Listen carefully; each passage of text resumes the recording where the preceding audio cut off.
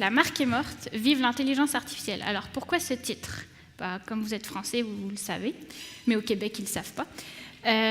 Quand on proclame un nouveau roi, on dit le roi est mort, waouh, tabarnouche. Ok, mon ordinateur capote. Donc quand il y a un nouveau roi, on dit le roi est mort, vive le roi. Donc peut-être que l'intelligence artificielle est la nouvelle reine, on va le voir ensemble. Est-ce que quelqu'un sait ce que c'est une marque ? À peu près ? Ok. Waouh. Est-ce que c'est ça ? Ce n'est pas une marque. Ceci est un logo. Une marque, donc, c'est pas un logo, c'est pas un produit, c'est pas une publicité, c'est pas une marque déposée ou le petit R que vous mettez, parce que marque déposée, nous, on traduit au Québec. On parle français au Québec. Et en fait, une marque, c'est ce qu'on ressent à propos d'un produit, d'un service ou d'une entreprise, et c'est là que ça se passe pour vous, les développeurs, dans le petit cœur. C'est là, la marque. Donc en fait, quand vous mettez par exemple une basket Nike, c'est pas juste une simple basket que vous mettez. C'est plus que ça. C'est la déesse Nike qui vous aide à aller plus vite. C'est Kobe Bryant qui vous hurle dessus « Just do it ». Alors qu'en fait, vous ressemblez pas mal à ça. Mais c'est pas grave. Une marque, en fait, c'est un peu comme une personne. Elle a un nom, elle a un message, elle se comporte d'une certaine façon, elle a une personnalité et elle a une vision. Et Nike, par exemple, c'est si vous avez un corps, vous êtes un athlète. Et donc, toute cette marque, en fait, se propage à des points de contact à travers les produits, la pub, les vidéos, les magasins et tout ça. Ces caractéristiques physiques, c'est ce qu'on appelle l'image de marque, dont fait partie le logo. Donc, il est grand, il a le visage ovale, l'épaule carrée. Son look et comment il s'exprime, c'est le design et la communication. Donc là, il a un look de designer. Et en quoi il croit, ses convictions et pourquoi il fait ce qu'il fait et comment, c'est ce qu'on appelle l'ADN de marque. Sa mission, ses valeurs, sa vision. Donc si vous avez un corps, vous êtes un athlète, c'est l'ADN de marque de Nike. Et donc le pourquoi et le comment, en fait, c'est très important dans une marque parce que ça parle à une partie de votre cerveau qui s'appelle le cerveau limbique. Et le cerveau limbique, c'est là où se siègent les émotions. Et qui dit émotion, en fait, dit relation. Et en fait, comme avec une personne, vous avez des relations que vous l'aimiez un peu, beaucoup, ou passionnément, ou pas du tout, comme Apple. Vous détestez Apple, pour la plupart. Vous avez une relation pareille avec. Donc la marque, en fait, c'est cette relation un peu intangible qu'on a du mal à définir entre une entreprise et nous, consommateurs, clients. Et une marque, pour qu'elle soit forte et solide, il faut qu'elle soit cohérente, c'est-à-dire que dans tous les points de contact, il faut qu'il y ait le même message, la même chose. Il faut qu'elle soit authentique. Par exemple, la barbichette de Manuel Valls, c'est pas authentique. C'est pas une bonne marque. Enfin, on sait, il est plus que mauvais, mais bref. Mais c'est pour vous expliquer c'est quoi l'authenticité d'une marque. Aussi, il faut qu'elle touche nos émotions, parce que si elle est purement rationnelle, alors on joue juste sur le prix, et là, on ne choisit plus vraiment.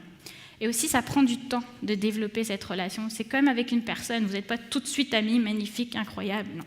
Ça prend du temps de construire ça. Et en fait, cette confiance-là, ça va vous faire choisir entre Adidas, et j'ai mis un autre logo qu'apparemment ici vous ne connaissez pas, on va dire ASICS. Vous allez choisir Nike par rapport à ces deux autres marques. Mais en 2011, il va se passer un truc que personne n'a parlé et qui va mettre vraiment en péril cette relation, et je pèse mes mots. C'est ce truc-là, qui est un peu stupide, mais quand même. C'est Siri, en fait, c'est le premier contact que le grand public a eu avec l'intelligence artificielle. Donc là, la question qui se pose, c'est comment la marque elle va s'adapter à cette nouvelle réalité, comment elle va évoluer, se transformer pour survivre avec Siri et les autres agents conversationnels intelligents. Donc on va imaginer ensemble, pendant les 10 prochaines minutes, comment ça va évoluer Nike à travers le temps et à travers cette nouvelle réalité. Donc je vous présente un de mes développeurs chez ArcBiz au Québec. Super gros geek, mais super fan de Nike.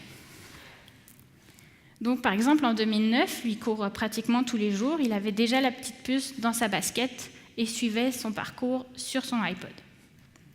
En 2011, donc, il a eu l'application Nike Plus pour toujours suivre sa course, et là Siri est apparu.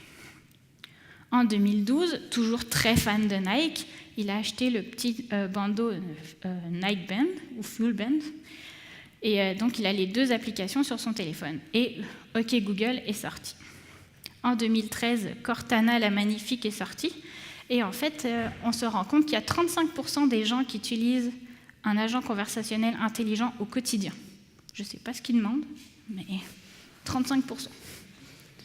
En 2013. En 2015, il y a les 2 plus grosses applications de Nike, il y a 28 millions d'utilisateurs à travers le monde. Et Alexa sort et Christopher, en bon geek qui se respecte, a acheté une Alexa Echo. 2017, toujours très fan de Nike, il a les 5 applications Nike. Et il suit toutes les nouvelles, tous les trainings que Nike propose.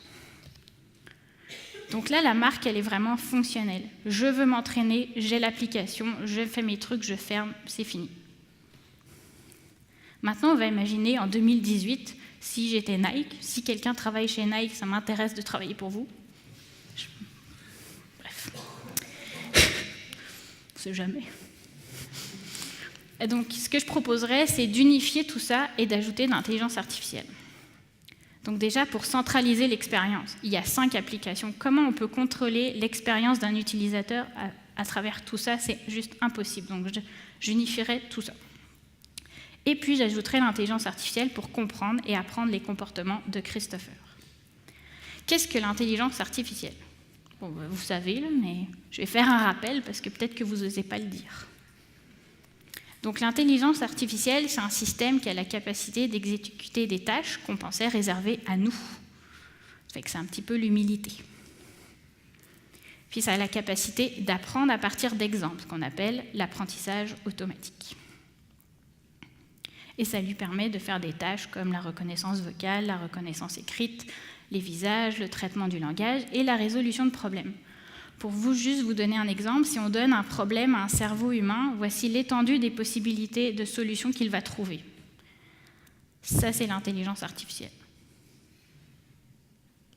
Là, on se sent bien humble. Tranquille. Donc, avec l'intelligence artificielle, on va apprendre des besoins exprimés de Christopher, ses objectifs, ses comportements et ses préférences. Donc, à travers chaque interaction, on va récupérer ces données à chaque entraînement, les analyser, apprendre, et ensuite appliquer le modèle le plus efficace, le plus pertinent pour Christopher. Et puis en fonction, parce que ce n'est pas un robot, il vit, il change, on peut s'adapter au changement. Et à chaque interaction, la marque, elle va apprendre de Christopher. Donc la marque, elle va créer vraiment une expérience puis une interaction sur mesure juste pour Christopher. La mienne serait complètement différente.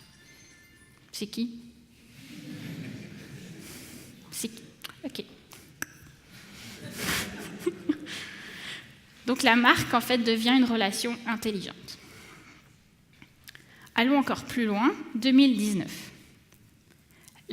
L'intelligence artificielle prend complètement le contrôle, et là, elle ne va pas juste comprendre qui est Christopher, elle va comprendre ce que Christopher veut devenir, où il veut aller. Et là, elle va mettre en place des choses comme l'AI First Design, je ne sais pas si vous connaissez, mais ça serait bien que vous y mettiez. Il y a une designer de chez Element AI à Montréal qui travaille uniquement là-dessus, c'est passionnant. Et donc son interface, par exemple, lui, il aime le training, le basket, les t-shirts et la compétition, mais si moi, j'aime la boxe et la natation, je n'ai pas la même interface. Complètement, tout change juste pour la personne. Les entraînements personnalisés aussi sur mesure. Par exemple, Christopher, il veut un joli cul pour l'été. Admettons.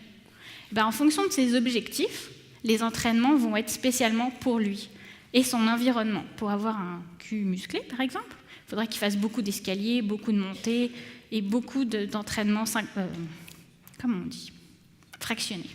Là, ça va l'aider à faire uniquement ça. Puis aussi, il va dialoguer par messagerie avec un bot. Donc, par exemple, à la fin d'un entraînement, il pourrait dire « Hey, comment tu te sens, Christopher ?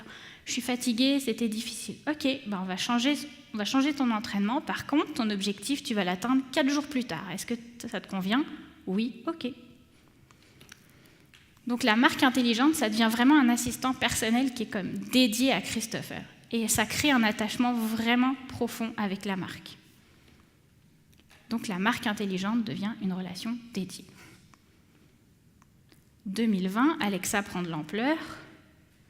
Là, forcément, Nike s'adapte et crée Vyke, l'agent conversationnel intelligent de Nike. Salut! Pourquoi Vyke et pourquoi pas Nike? Pour 2 raisons. Déjà, pour se distancer de la compagnie. Si par exemple, Nike dit « je n'ai pas compris votre requête », tu fais « ok, la compagnie ne me comprend pas ». Donc ça ne marche pas. Il faut vraiment se distancer entre l'entreprise et la marque. Et puis aussi personnifier l'agent pour que ça devienne mon ami. Donc par exemple, Vyke, c'est un prénom plutôt asexué. Moi, ce que j'y vois, c'est une grande Suédoise qui m'hurle dessus. Peut-être que Christopher, il voit juste un Viking qui lui hurle pas dessus et qui est gentil avec. Donc la voix de Vyke, en fait, est un facteur vraiment crucial de la marque intelligente. Ça permet 3 choses, donc d'être son élément de reconnaissance. La voix de Vyke, elle doit être unique à Vyke. Elle doit aussi représenter ses valeurs. Par exemple, si la marque de Nike est douce, sa voix doit être douce. Si elle doit être autoritaire, alors il doit avoir un ton autoritaire. Et la voix devient l'interaction principale. Et c'est là-dessus que repose la confiance de Nike. La confiance intelligente. Oh là là, je perds mes mots. C'est un peu difficile. Entre l'humain et l'intelligence artificielle.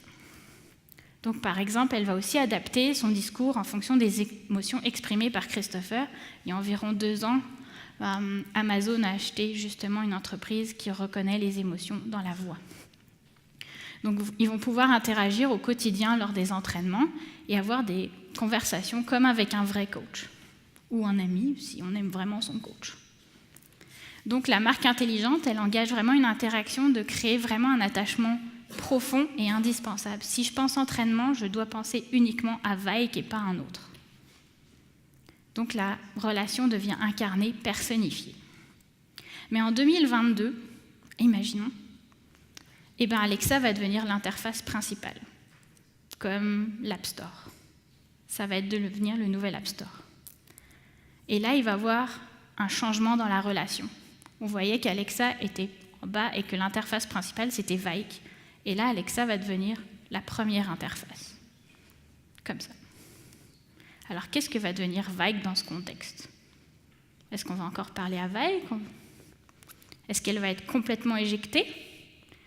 Ou est-ce qu'on va faire une partie à 3? Et là, vous espérez secrètement que ça soit une partie à 3. Vous avez bien raison. Ça va vraiment être une double relation, en fait. Donc c'est pour ça que la marque est morte, vive la marque. À travers cette double relation, en fait, comme ça. En fait, la marque, elle va renaître. Elle ne va pas du tout être éjectée, elle va devenir plus forte, plus puissante et surtout plus essentielle grâce à l'intelligence artificielle. Je vais vous expliquer comment. Avant Alexa, pendant les entraînements, les données... Merci. Les données allaient directement à Vyke. Avec Alexa, Christopher va donner des données à Alexa toute la journée, pas juste pendant les entraînements. Et Alexa va pouvoir renseigner sur un tout tas de choses Vyke. Donc là, en fait, Alexa va devenir l'interface principale et avoir toutes les amies, les marques. Et ça va devenir comme un hub, en fait, où ils vont avoir un partage de données entre toutes les marques. Je vais vous donner un exemple. Par exemple, Vyke remarque que Christopher a pris du poids. Il a pris 5 kilos. Donc Alexa confirme que l'humeur de Christopher a changé. Il est gros, forcément. Donc il est triste, il n'a pas beaucoup de joie, et en plus, avec sa copine, ça va vraiment pas bien. Ils se disputent. Oui, Alexa, elle est partout, fait qu'elle entend tout. Donc Vyke, en fait, va partager avec Dr AI la constatation de la prise de poids avec Dr AI. Ça existe déjà, Dr AI, sur Alexa. Donc Dr AI va être diagnostiqué et établir un plan. Et il va le repartager avec Alexa. Donc ensuite, quand le plan est partagé, donc Vyke va adapter les entraînements pour une perte de masse graisseuse et un gain de masse musculaire. Carrie, de chez Carrefour, va adapter la liste des courses, parce que c'est fini les Mars, les sneakers et tout ça. Il faut que ça soit en fonction des besoins nutritionnels de Christopher. Et Jamie, de Jamie Oliver, il va justement, en fonction de cette liste de courses, va faire des recettes simples pour Christopher, pour qu'il suive son plan santé. Et puis aussi, Alexa, elle va avertir Sirène de chez Starbucks. C'est fini les lattés double crème, sauce caramel, tout ça. Stop, fini. Donc Alexa, elle va surveiller les données de Christopher tous les jours. Alexa, elle va se rendre compte que Christopher, il s'est arrêté sur un parking de McDonald's. Est-ce qu'il est allé au McDo, pas au McDo? Fait que là, elle va demander à Boris de chez BNP Paribas. Et là, oui, Boris, il confirme, il a utilisé sa carte de crédit ou débit, comme on dit au Québec, et il a acheté un Best-of Royal Cheese, ou quart de livre avec fromage au Québec. Ouais. C'est super compliqué. Et Happy Meal, c'est joyeux festin. Donc Alexa, vu qu'il a été au McDo, elle le ramène à l'ordre, elle fait « Hey, on t'a fait un plan, là. Tu vas le suivre. C'est bon pour ta santé. » Donc là, avec le travail coordonné de toutes ces marques, Christopher, il a atteint ses objectifs. Il a perdu du gras, il a gagné du muscle. Mais là, Alexa est dans la chambre de Christopher et elle entend que ses habits, ça ne fonctionne plus. Fait que là, elle demande à NS de chez H&M un nouveau style et commande une nouvelle garde-robe. Et Boris de chez BNP approuve la dépense parce que c'est en accord avec les objectifs financiers annuels de Christopher. Donc là, Alexa constate que les disputes avec Carole ont diminué de 55% et que l'activité sexuelle du couple a radicalement augmenté de plus 35%. Ça, c'est important. Et Christopher, il est crissement heureux, comme on dit au Québec. Donc tout va bien dans sa vie et les données récoltées montrent qu'il est prêt à passer à la prochaine étape de sa vie. Il est heureux, il a une copine, il s'habille bien, tout va bien. Donc là, Alexa, elle va proposer d'acheter une bague à Carole. Puis elle vient d'en piner une sur Pinterest, de chez Tiffany. Fait que là, Tiffany, de chez Tiffany, va suggérer la gravure personnalisée et va livrer la bague au bureau de Christopher parce qu'il faut quand même que ce soit une surprise. Donc j'ai l'honneur de vous dire que Christopher, il est fiancé, mais il n'a pris aucune décision dans le processus. Il voulait juste perdre du poids, il se retrouve bientôt marié à une fille qui est peut-être même pas la femme de sa vie. Donc, merci. Mais bref, ça fait flipper. Donc Alexa, en plus, parce qu'elle est vraiment gentille, elle va envoyer une alerte à tous les membres des deux familles. Tu peux même pas garder ça secret. Et puis elle établit que la date optimale, selon les agendas des fiancés, que c'est le 25 juin 2025. Donc notez la date. Donc la marque intelligente, ça devient une relation complètement fusionnelle. Il n'y a plus de barrières. Tout est lié, tout va ensemble. Donc Alexa et ses amis, les marques intelligentes, elles contrôlent, elles gèrent, elles influencent tous nos types d'interactions, que ce soit avec des produits, que ce soit avec des autres marques, que ce soit avec de l'intelligence artificielle, puis avec des humains. Qu'est-ce qu'elles seraient-elles devenues des mégères? J'ai traduit pour vous parce que j'avais mis Germaine, mais apparemment vous ne comprenez pas. Mais si on est sérieux, est-ce qu'on va devenir l'esclave de ces marques-là? Pensez-y bien. Là, vous avez encore le choix. Donc l'intelligence artificielle, c'est un outil formidable pour rendre l'humain meilleur. Ça nous permet de trouver des solutions nouvelles, de prendre des meilleures décisions, et ça peut nous permettre de rendre le monde meilleur. Mais il faut que la relation, elle soit saine et basée sur la confiance, qu'on ait confiance en ces marques, qu'on ait confiance en leurs produits. Et il faut qu'elle soit notre amie et pas notre ennemi. Est-ce que j'ai dépassé ? C'est quoi ? Ok, bon, il faut agir. Donc, chez ArcBiz, au Québec, on a établi 3 lois de la marque intelligente. Référence geek, là. J'ai essayé fort. Donc, l'influence de la marque intelligente, elle est vraiment immense et elle doit avoir une responsabilité par rapport à nous. Donc, la première loi, elle doit toujours nous laisser le choix. On doit avoir le choix de choisir nos interactions avec les marques, mais surtout le niveau d'intervention dans notre intimité. Si on met une Alexa dans notre chambre, je veux dire, elle va tout écouter ce qui se passe dans votre lit. Fait qu'il faut vraiment qu'on choisisse tout ça. Donc la marque intelligente doit être conçue pour coopérer avec nous. La deuxième loi, c'est la marque intelligence a la responsabilité de nous protéger, incluant nos données. Donc ces données-là, elles ne doivent pas servir à nous rendre des consommateurs complètement aveuglés et manipulés. La motivation, ça doit être de nous rendre des meilleurs humains à travers leurs produits. Et aussi, on doit comprendre ce que nous chérissons. Comme j'ai dit, l'intelligence artificielle, elle peut nous aider à remplir nos objectifs. Mais à quel prix? Si elle ne comprend pas nos valeurs, on va où? Donc là, il faut vraiment que ça soit des décisions utiles et pertinentes et responsables pour nous. Elle doit faire preuve de compassion et de bienveillance. Et ces deux mots-là ne sont pas réservés à Mère Teresa. C'est aussi pour nous. Donc c'est notre responsabilité de créer des marques intelligentes qui sont inclusives, qui sont empreintes de compassion et utiles à nous, êtres humains. Et particulièrement vous, les développeurs. Parce que c'est vous qui allez les coder, pas moi. Ou les développeuses aussi, je ne vous ai pas oublié. Donc, en résumé, il faut collaborer, même avec les gens comme moi. On est gentils, on ne va pas vous manger. Et en fait, on va s'en sortir plus fort. Il faut penser à l'utilisateur. Ça, c'est important. Et puis aussi, garder toujours à l'esprit justement la marque. Maintenant, vous n'êtes plus idiots, vous savez ce que c'est. Fait que si un produit n'est pas en accord avec une marque, dites-le. Si ce n'est pas authentique, dites-le. Et puis, je n'ai pas traduit, mais vous comprenez, s'il vous plaît, ça serait simple.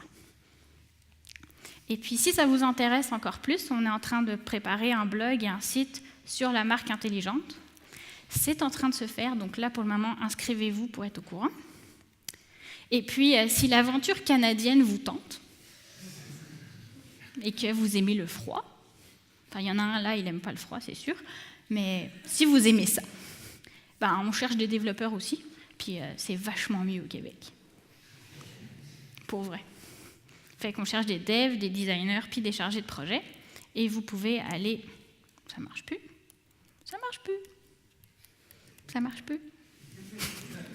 Ah bah si, ça marche. Vous pouvez aller sur notre site, et puis il y a l'adresse où vous pouvez venir me voir après, et j'ai des cartes de visite. Donc merci beaucoup. Et si vous avez des questions, posez-les, et si vous êtes trop timide, il y a Twitter. Mais s'il vous plaît, moi j'aime bien le contact humain. Merci beaucoup.